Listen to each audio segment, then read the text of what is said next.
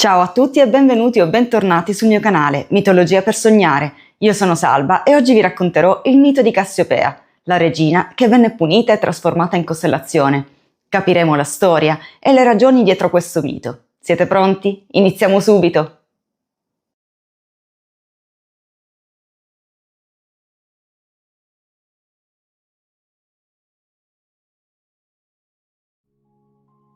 Ci sono storie nella mitologia greca che parlano di eroi, di imprese impossibili e di mostri terribili. Ma ci sono anche storie che nascono da qualcosa di molto più semplice: una parola. Una frase pronunciata con troppa sicurezza. Il mito di Cassiopea è proprio questo. La storia di una regina bellissima che per un momento dimenticò una delle regole più importanti del mondo greco: non sfidare mai gli dei. Per capire davvero questa storia, però, dobbiamo prima conoscere i protagonisti. E dobbiamo iniziare da un luogo lontano, ai confini del mondo conosciuto dai Greci. Secondo il mito, esisteva un grande regno chiamato Etiopia. Non si trattava dell'Etiopia moderna, ma di una terra mitica, che per i Greci rappresentava le regioni più lontane, esotiche e misteriose del sud del mondo conosciuto. Un luogo quasi ai confini della realtà, dove il mare e il cielo sembravano incontrarsi. A governare quel regno c'erano due sovrani: Cefeo, il re, e sua moglie, Cassiopea, la regina.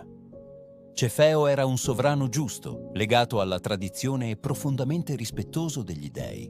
Un re che governava con equilibrio, consapevole che il potere umano ha sempre un limite. Ma la figura più famosa della coppia era proprio Cassiopea. La regina era conosciuta ovunque per la sua straordinaria bellezza. Non si trattava solo di fascino. Le storie raccontavano che la sua eleganza, il suo portamento e la sua presenza fossero così perfetti da sembrare quasi divini. Chi la incontrava rimaneva colpito, quasi incantato. E proprio qui nasce il problema, perché nella cultura greca la bellezza non era qualcosa di neutro. Era un dono degli dei e, come ogni dono divino, richiedeva rispetto, misura, consapevolezza. Ma quando qualcuno iniziava a identificarsi troppo con quel dono, quando smetteva di riconoscerlo come qualcosa di ricevuto e iniziava invece a considerarlo come qualcosa di proprio, superiore agli altri, quel dono poteva trasformarsi in una colpa pericolosa, una colpa che i greci chiamavano hubris. La parola hubris era centrale nella mentalità greca. Non era solo un concetto astratto, ma una vera e propria legge non scritta che regolava il rapporto tra uomini e dei. Hubris significava superare il limite, andare oltre ciò che è concesso a un essere umano, pensare di essere più grandi di ciò che si è davvero, credere di poter competere con gli dei o addirittura di essere al loro livello. Per i greci, questo non era solo un errore, era uno dei peccati più gravi in assoluto, perché rompeva l'equilibrio dell'universo. E quando quell'equilibrio veniva spezzato, la punizione arrivava sempre. Molti miti greci ruotano proprio attorno a questo concetto. Niobe, per esempio, si vantò dei suoi figli e si considerò superiore a una dea. Aracne sfidò Atena nella tessitura, convinta di poter competere con la divinità stessa. E in entrambi i casi il risultato fu lo stesso, la caduta. Cassiopea commise un errore simile, non con un'azione violenta, non con una sfida diretta, ma con qualcosa di molto più semplice e per questo ancora più pericoloso: una frase.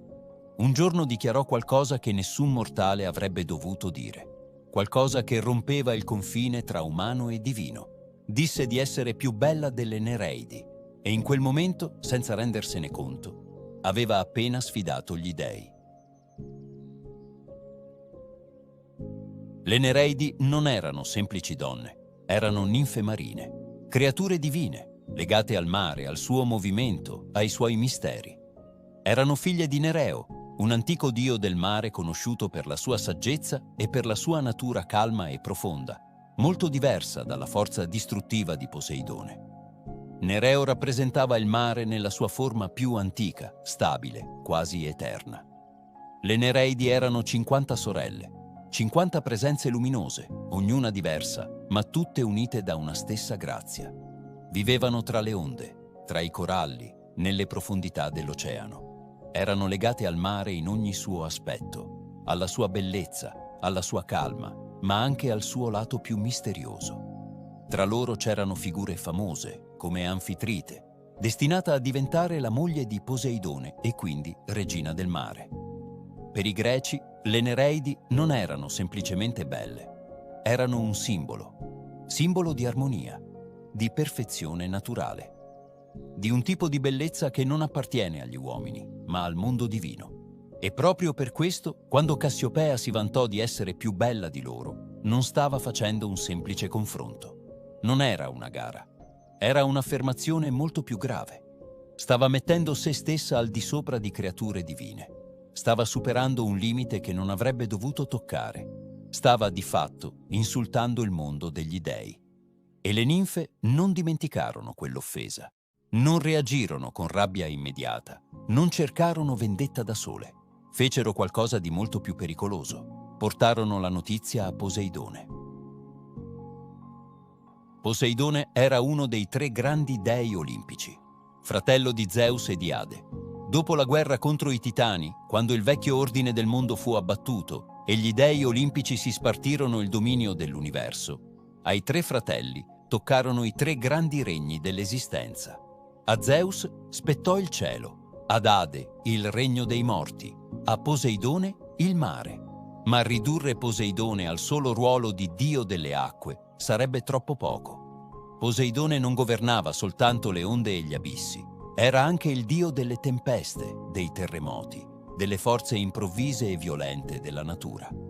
Era una divinità immensa, capace di passare dalla calma apparente alla distruzione assoluta. E proprio per questo, quando sentì l'offesa di Cassiopea, la sua reazione fu immediata. Per Poseidone, la vanità della regina non era una semplice frase arrogante.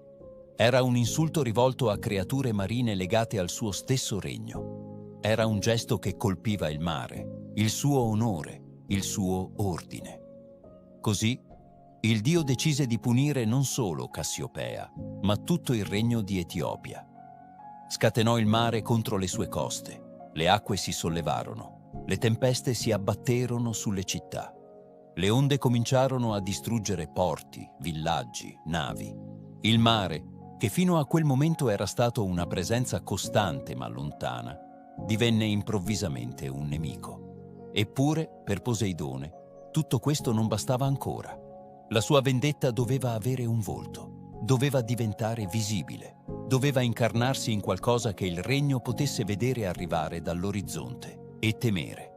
Fu allora che inviò una creatura terribile, Ceto, e qui il mito cambia tono, perché dalla collera divina si passa all'incubo. Ceto è una figura misteriosa della mitologia greca. Il suo nome deriva da una parola che indica una grande creatura marina, qualcosa di enorme, oscuro, nato dalle profondità più remote del mare. Le fonti non lo descrivono tutte allo stesso modo. A volte appare come un serpente gigantesco, sinuoso e mostruoso. Altre volte assomiglia a una balena immensa, deforme, fatta per divorare e distruggere. Ma il suo aspetto, in fondo, conta meno della sua funzione. Ceto è il volto della paura che emerge dagli abissi. È la punizione del mare resa carne e fauci. È l'ira di Poseidone trasformata in mostro. Quando emerse dalle profondità, il panico si diffuse in tutto il regno. Le navi venivano distrutte, i villaggi costieri devastati. Le onde portavano con sé non solo la forza della tempesta, ma la minaccia costante di quella creatura. Il mare cessò di essere un confine e divenne una presenza ostile, sempre pronta a colpire. Etiopia viveva ormai nell'attesa del disastro. Ed è a questo punto che il re Cefeo comprese una verità terribile. Non si trattava più di una calamità naturale. Non era una tempesta da sopportare. Era una punizione divina. E davanti a una punizione divina, un sovrano greco poteva fare una sola cosa: consultare un oracolo. La risposta dell'oracolo fu terribile. Non lasciava spazio a interpretazioni né a speranze alternative. L'unico modo per placare l'ira di Poseidone era offrire un sacrificio. Non un animale, non un tesoro, non qualcosa che potesse essere sostituito, ma Andromeda. Andromeda era la figlia di Cassiopea e Cefeo, una principessa giovane, conosciuta per la sua bellezza, ma anche per la sua innocenza. Non aveva commesso alcun errore. Eppure, come spesso accade nei miti greci, era destinata a pagare per la colpa di qualcun altro. La decisione fu inevitabile. Secondo il mito, Andromeda venne condotta sulla costa, davanti al mare che ormai da giorni portava distruzione. Le catene furono fissate alla roccia. Il vento muoveva i suoi capelli. Le onde si infrangevano lentamente davanti a lei. Il tempo sembrava rallentare, come se tutto il mondo trattenesse il respiro, perché da qualche parte, nelle profondità oscure del mare, il mostro si stava avvicinando, sembrava la fine. Ma è proprio in questo momento che il mito cambia direzione, perché mentre il destino sembra già scritto, entra in scena una figura che nei racconti greci ha spesso questo ruolo, l'eroe, Perseo. Perseo era uno dei più grandi eroi della mitologia greca. Figlio di Zeus e della mortale Danae, portava in sé qualcosa di umano e qualcosa di divino.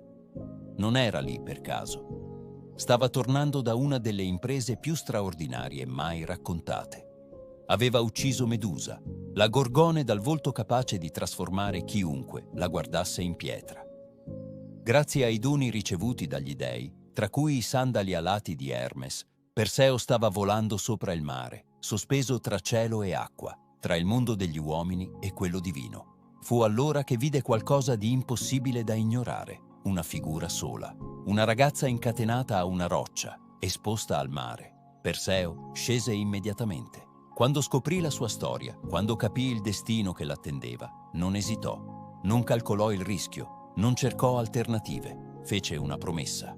Avrebbe salvato Andromeda, e proprio mentre quelle parole prendevano forma, il mare cambiò, il vento aumentò, le onde si sollevarono, l'acqua si fece più scura, e dalle profondità emerse Ceto. Il mostro avanzava verso la riva, enorme, inarrestabile, come se portasse con sé tutta la furia del mare.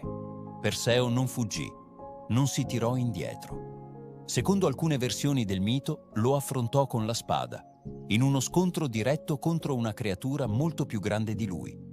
Secondo altre, scelse un'arma diversa, un'arma già segnata dal destino. Sollevò la testa di Medusa, e nel momento in cui il mostro la guardò, tutto si fermò.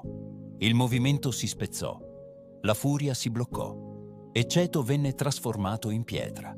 Il pericolo era finito. Il mare tornò lentamente alla calma.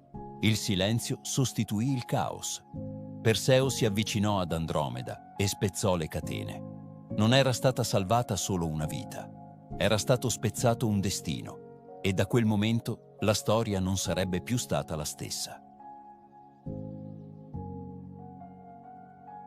Dopo averla salvata, non si limitò a liberarla dal suo destino. La portò con sé, lontano da quel regno segnato dalla paura e dalla punizione divina. Insieme diedero origine a una grande dinastia di eroi, destinata a lasciare un segno nella mitologia greca. La loro storia, per molti versi, ha il sapore di un nuovo inizio, una salvezza, una rinascita dopo il caos. Ma per Cassiopea la storia non si conclude con un lieto fine, perché gli dei non dimenticano e soprattutto non ignorano la hubris. Per la sua superbia, per aver osato mettere se stessa al di sopra delle Nereidi e quindi del mondo divino, la regina fu punita in modo eterno. Cassiopea venne trasformata in una costellazione. Ancora oggi possiamo vederla nel cielo. È una delle più riconoscibili, una forma che ricorda una W sospesa tra le stelle. Ma ciò che rende questa immagine davvero significativa non è solo la sua forma, è il suo movimento. Per metà dell'anno la costellazione appare capovolta, come se Cassiopea fosse costretta a ruotare su se stessa, come se fosse seduta su un trono instabile, visibile a tutti.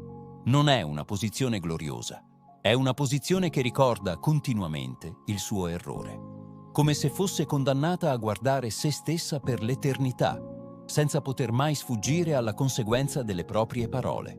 Un promemoria eterno del suo orgoglio. Ed è proprio qui che il mito cambia ancora una volta prospettiva. Perché come molti miti greci, questa storia non parla solo di mostri, di eroi o di imprese straordinarie. Parla di qualcosa di molto più vicino a noi. Parla di limiti. Per i greci l'universo era governato da un equilibrio preciso. Un equilibrio tra uomini e dei, tra ciò che è umano e ciò che è divino. E quel confine non poteva essere superato. Chi lo faceva prima o poi pagava il prezzo. Cassiopea non fu punita per la sua bellezza. La bellezza in sé non è mai una colpa. Fu punita per qualcosa di diverso, per la sua superbia, per aver dimenticato il limite, per aver creduto anche solo per un momento di poter essere più grande di ciò che era. Ed è proprio per questo che la sua storia continua a essere raccontata dopo migliaia di anni. Perché non è solo una leggenda antica, è una lezione, una verità semplice ma potente. La bellezza può affascinare, il potere può impressionare, ma è l'umiltà che mantiene l'equilibrio del mondo.